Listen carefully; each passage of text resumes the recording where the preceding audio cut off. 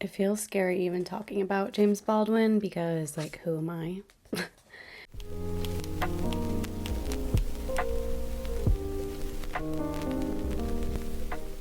Hello, friends. We are talking about Book of the Month today. No surprise if you watched my last video, it is Giovanni's Room by James Baldwin. I said I was gonna make a really organized layout for this video. I was talking to Gabby about this, and yeah, that never happens because my ADD just hates it. So basically, as always, I'm winging it. I think I hate doing outlines, organizing the way I want to talk about a book because it just takes me back to school. And I had a really hard time in school and I hated it so much. We'll be fine. It's James Baldwin. There's so much to talk about. So, James Baldwin is one of America's top 20th century authors. Period. The man is a genius. This is his second novel. Gosh, there's just a lot that went into this. It is, my copy is 169 pages. As far as the plot goes, we are following our protagonist David, who is pretty bored and unhappy with his life. He goes to Paris. He proposes to Hella, this American girl she's there. And she's like, I need to think about that, so I'm just gonna go over here to Spain and I'll get back to you, okay? So Hella's over in Spain and we continue to follow David and his interactions and relationship with Giovanni, an Italian bartender that he meets at a gay bar in Paris. That's the plot. What is the book really about? So many things. It is a gay novel, but that is not its main label. I have a quote from James Baldwin that sums it up perfectly. Okay, so James Baldwin says, anyway, Giovanni's Room is not really about homosexuality. It's the vehicle through which the book moves. Go Tell It on the Mountain, for example, is not about a church, and Giovanni is not really about homosexuality.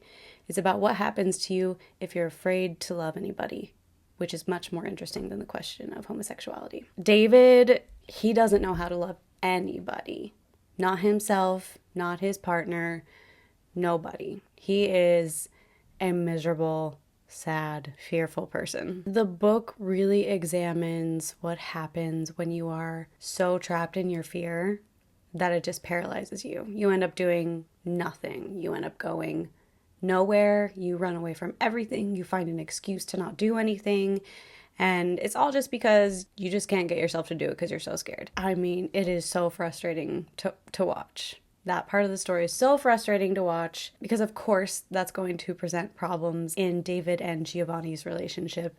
And it's just such a sad reason. Like, people who just cannot get themselves to do the thing that would make them happy because they cannot push past their fear. It takes a deep, dark look at that. That is what this book is. So James Baldwin was in Paris when he wrote this, and he was coming to terms with his own sexuality. He has said that writing this story was so important that if he hadn't done it, he believes he would have just never written again. It was that important to him. The reason, so most of his books have Black people as main characters. This is following two white men. And Baldwin said, this is already a book about homosexuality, and that is even, I mean, he was told that this was career suicide. He was told not to publish it. He was told that this was going to end everything for him, and he did it anyways. But he was like, if I had tackled homosexuality and homosexuality in the gay community, that's just too much. Like, I can't do all that in this book. So he decided to just focus on the homosexuality. It's just crazy, all the books you hear that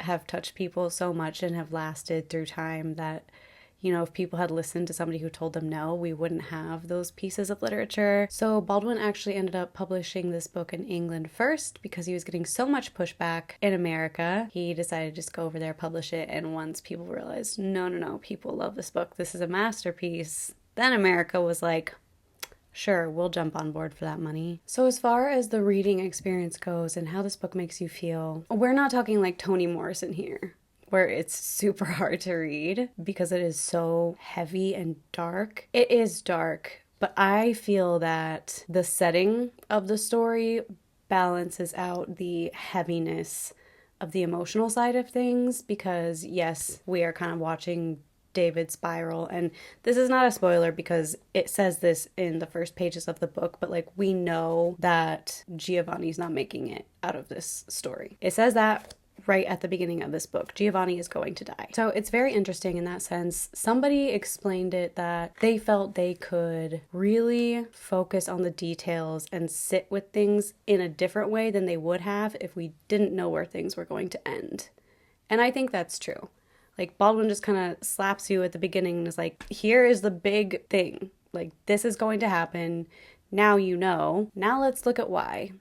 And I do think this was a really good approach for this. But the balance I'm talking about comes from Paris. I mean, they're walking around Paris together and they're at bars that are safe havens for people. They're places where people can be themselves. All of those things combined give you a very specific type of atmosphere and feeling in the book. And I think that that's a really necessary break from the heaviness of the psychological and emotional side of things. There's also a lot of talking about culture and how that can shape your perspective. So Giovanni is from Italy and David is from America, and then obviously they're in Paris. And they talk about this a lot.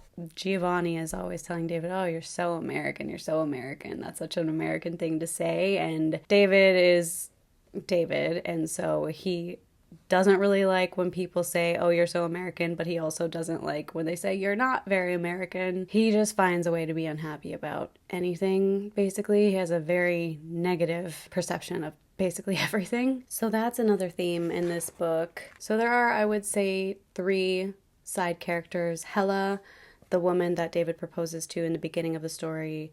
Guillaume, who is the owner of the bar that Giovanni works at. He's the one who hired Giovanni.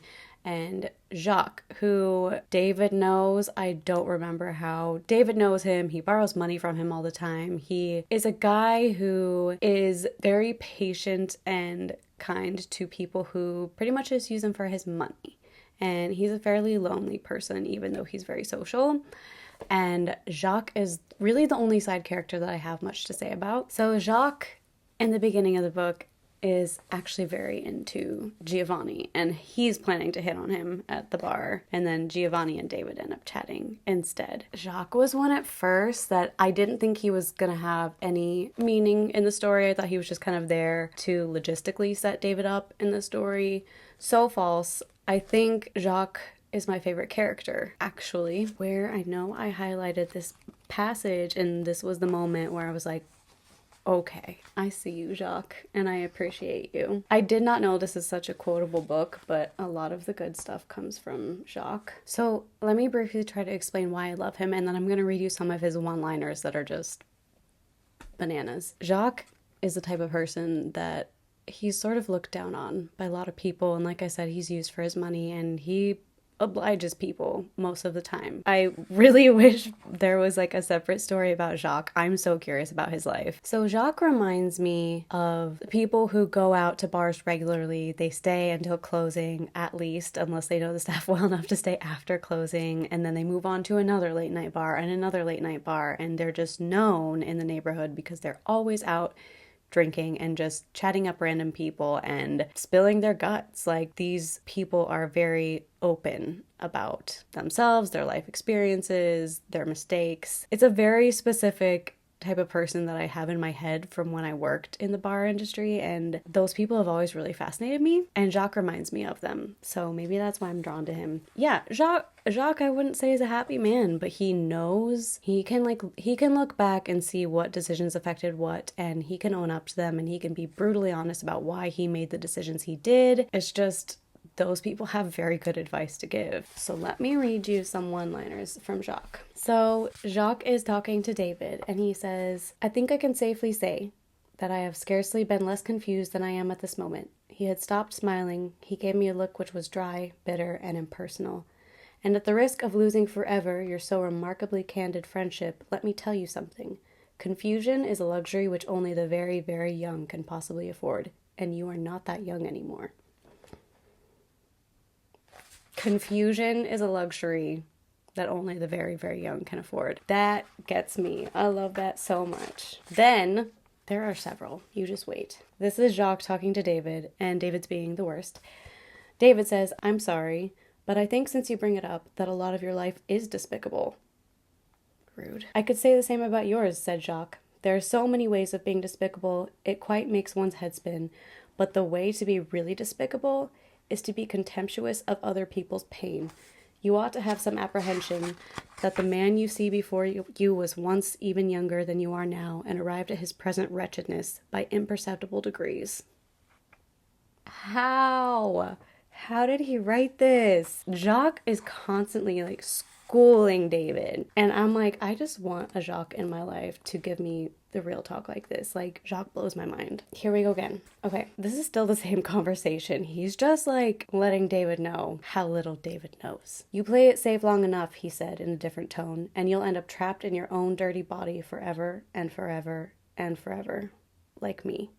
See, like he does not act like he is coming from a place of condescension. He understands that he did not necessarily make the choices that might have been best for him, but he's willing to impart that knowledge on people younger than himself to help them avoid making the same mistakes. Only David was smart enough to listen to Jacques. This one, I just have to read you this one because this one is such a popular quote from the book. "Somebody," said Jacques, "your father or mine, should have told us that not many people have ever died of love. But multitudes have perished and are perishing every hour in the oddest places for the lack of it." Who writes like that? I just don't even... He leaves me speechless. What I really wish I could do is ask Noor Naga, who wrote my favorite book, If an Egyptian Cannot Speak English, how James Baldwin has influenced her, because they have this same talent where they can take a long-winded, complicated, layered idea and shrink it down into one or two sentences that are written so beautifully, and yet they're so concise that it's just like this little 2 lines in a book that just hit you. You have to stop and just like appreciate it and digest it and honestly gawk at the amount of talent that they had to have to shrink that large idea down into 2 lines. Like, I don't think there will ever be any skill that I love more than that. That is why this book just won me over super hard. I want to touch briefly on the duality of this book. Our 2 main characters, Giovanni and David, are such opposites, and it's funny because like that's where the cultural thing of what Giovanni is saying is more European mindset versus an American mindset and way of doing things. And it is very interesting because David is, I mean, he's paralyzed by his own fear, obviously. We've established that. There's a part of the book where David and Giovanni are talking about waiting to see how you feel. And it doesn't make any sense to Giovanni, and I get why it doesn't make any sense to him. It's really cool how Baldwin wrote it, and it's honestly one of the first conversations that Giovanni and David have. But of course the duality goes further than that, in that David stays trapped by his fear, and he never can really get past that. Giovanni is the type that once he feels something is right, he will give into it fully, completely, for a better or worse. Like, he will go all in, absolutely all in. That's a big deal for him because we find out about his past in the book, and it's a pretty big deal for him to open up to somebody the way he has to David. Yeah, it's just what happens when you put those 2 dynamics together. How does it play out? Somebody said there is life in every line of this book.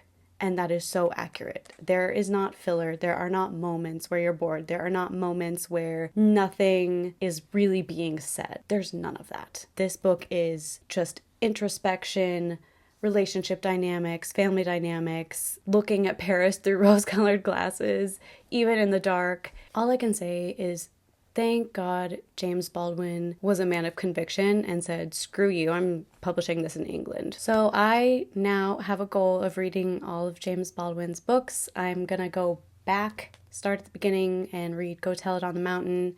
This is book number 2, so then I'll skip over this and go to book number 3. If you have any recommendations on best James Baldwin novels, I'm really curious to see which ones people like best. I know this is a definite front runner, but I mean, he's written many, many iconic books. So that was by far the best book I read last month. I'm thrilled that I read this right off the bat in 2025. This is one I'm going to keep For sure.